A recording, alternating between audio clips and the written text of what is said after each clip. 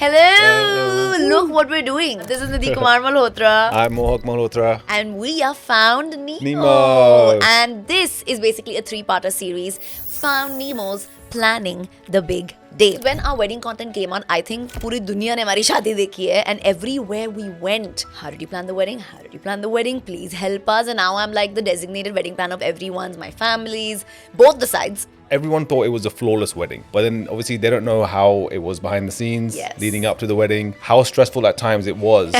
So yeah, nothing was flawless without We weren't practice. as stressed, to be honest. To be honest, no. I was still working the same amount of hours. He was working the same amount of hours, and we planned the wedding, and we did a reality show. And it's not like people thought it was a flawless wedding. It was.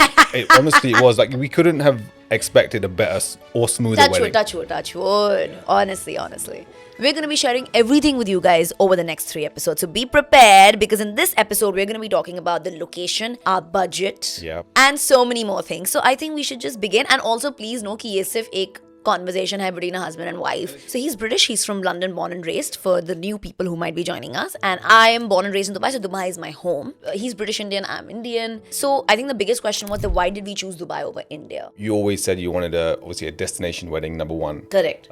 India was one of your dream places to get married. I remember Udaipur or somewhere is where you wanted to get married. I think then for me, I always had a fascination with Dubai anyway. Yeah, he loves the country. Yeah, we were coming here with my family for years, from like 2004, I think, was the first time I came here. And I just loved the hospitality here, the hotels, the service that you get here. Yeah, the luxury is unparalleled. Yeah. In Dubai. Like, we started looking at Jaipur. Yes. That was, we started getting pricing, quotations. Correct. Everything from there. But then when we kind of weighed it up. Yeah.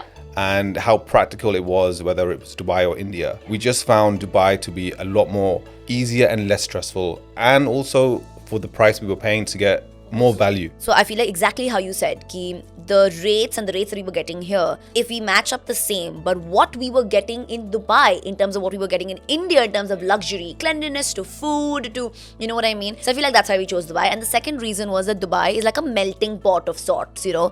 It's a melting pot. It's like the middle point of like all the countries put together. People say it's the hub of the world. It's the hub of the world for a reason. Yeah, right? And it's not too far from India, obviously. Not at all. Not too far from the UK. Yeah. So we had guests coming from the UK, India, US, and Dubai, of course. Yeah. So that's why we chose Dubai. And I feel like one of the biggest reasons, you know, now that I think about it, I think one of the biggest reasons that our wedding was so, you know, smooth was because we were here. Because we didn't have to pack so many things. Hum kuch bhool nahi gaye. We didn't, and you know, also because it was next door. And so also because you lived here for so long, like you kind of knew the ins and outs. Everything. Where can we get this, or how much we can spend on this? Like, so I feel like the easiest thing that got to us is because I was born and raised here. So I know every vendor for possibly every single thing. So when we decided on Dubai, I was like, I know the DJ, I know the MC, I know this, I know that. Everything just worked. And also I want to say there's one more thing why I was so adamant on Dubai. One more thing. Apart from what we've just named. Yeah. Obviously Tiger's here. I couldn't bring him to India. Yes. I think that was the biggest. So I think that's why we chose Dubai. And now let's move on to our location, which is Versace. Oh my God. I think the biggest reason why we chose Versace, number one, how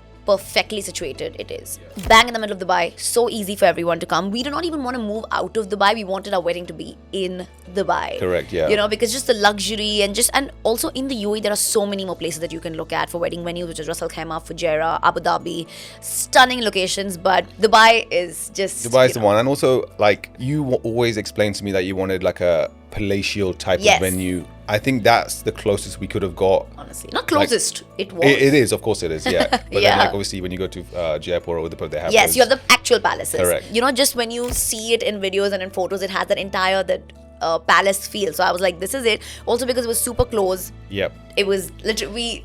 I mean, we're not too far from there. Let's just say that. We live right there. In it, probably. And the biggest reason why we chose Versace is the practicality in terms of we did not have to do much in that venue. Just the design, the grandeur, from the chairs to the decor, that's already in Versace. The bed linens, it's all Versace themed, right? Like, and everything is like, it's just stunning to just walk into. It has chandeliers. And so we knew that we did not have to do much in our indoor functions, especially. For example, we were using the grand ballroom. The ballroom is Like it's massive. Like it can fit up to I don't know how many thousands of people, right? Yeah. So we knew we didn't have to do much, so that would in turn save our costs, and hence we chose Versace. That's when we started going to Pinterest, having a look at what and we can. according to our hotel, we did not Yeah. do the other way around. We did it according to the hotel, and I feel like it still fit. That was the first thing we did. Yeah. And we booked the venue about 7 months in advance. At this point, we did not have our planners involved because we wanted to just really be involved in the venue selection process. We wanted to choose the venue. Exactly. And then bring in the planner. This was a Yeah. personal choice. Yeah. But planners can really be helpful in giving you different options of venues and giving you the costs and everything. So now that we've reached the wedding planners, let's talk about the wedding planners. Yeah. Just quickly, we chose Ikigai planners. Like, so I'm a big planner. You all know I am big on efficiency. In our first meeting, I told them that if you're efficient, you're booked. Efficiency is big for Yeah. me. And we were very clear. Like, I was very clear on what I wanted in the wedding. He knew exactly what all parts which he will handle, and we divided the two. All the creative side was my thing. All the logistics from alcohol to this to that was his thing. Food, tasting, which are his strengths and my strengths. So we divided that. We told that to our planners efficiently. They came to me for the creative decisions. They went to Yeah. him for the alcohol and Yeah. food. We made sure that we divided, and Yeah. we did that. So I feel like that is a very big tip for the couples out there. Work on your strengths, divide it, and communicate that to the planners, because communication is key. And our planners literally had Excel sheets sent to us. In that Excel sheet, सब कुछ लिखा हुआ था. Payments, किस-किस को भेजना है, timeline कब है, when is the 51st 50%, when is the next 50%, have you paid it or no. Then for all the other small things, for the vendors that they were booking, have they booked it yet or no, these are the options. Everything was written down. And then once you hire the wedding planner, then we started off with the vendor meetings. We had weekly to bi-weekly meetings. Yeah. We were involved in I think only 3-4 vendor meetings that we told them to schedule, and they did so, which is with the DJs, the MC, the photographer, videographer, and the decor. I think once. These only. 4 meetings is what we took personally. Rest was all handled by them. It just makes sense if you're there in those type of meetings, just because it's your Correct. preference at the end of the day. Correct. I think the biggest decision that we made was it was just Mohak and I discussing with the wedding planners, and in the wedding planner group we had my sister from my side, mom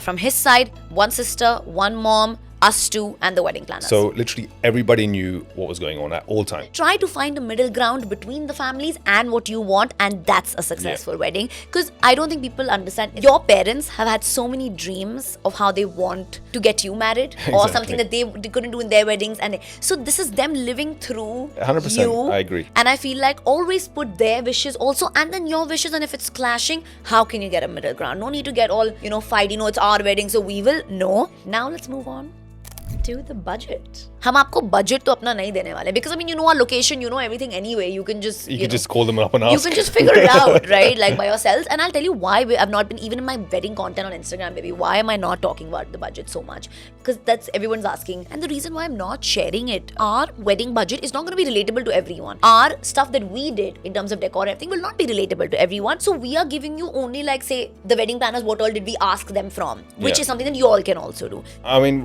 what we will say, it was we discussed what we can spend, what will not take us beyond our means, even though we went over anyway. I mean, we can't. Yeah, that we'll talk about, because you Yeah. have to be prepared, baby. You have It to be always prepared. That's goes the thing. above. Yeah. So Yeah. we prepared. Obviously, we had a margin for how much we can go over. Yes. And for it not to kill us. So now about the budget. So 50% of our budget was given to our hotel. We specifically wanted one hotel which gives us stay, and that gives us food, breakfast, lunch, dinner, and high tea, and the different menus. And that's how we chose. So our 50% was done in that. We booked 100. We booked 120. 120 rooms Yeah. for 250 guests. Yeah. And all our guests were housed at the Versace. For We 3 did not nights. want, yes, even the ones that were staying here. We wanted in Dubai locally. And that was obviously our decision. For many, that is not very Yeah. It's not- reasonable yeah. in terms of budget. But we had made sure that our budget included that, because we did not want people to come in, go out, come in, because we had 6 functions over 3 days. We budgeted for that. We budgeted for that, yes. So we were very big on that. So our next 10% was our decor. Yeah. So like we said, on our indoor functions, which is our Sangeet, our reception, we did not have to do much, or our welcome dinner, because it was already fantastic. Our welcome dinner was exactly where our Roka happened. I mean, we loved it from Aroka, so we would Honestly. like, okay, we're doing one Honestly. function here for sure. And yeah, and like decor-wise for that one, we didn't have to do anything. I mean, the inside Nothing. of it is perfect. We added small touches here and there. That's it. I think some lights outside.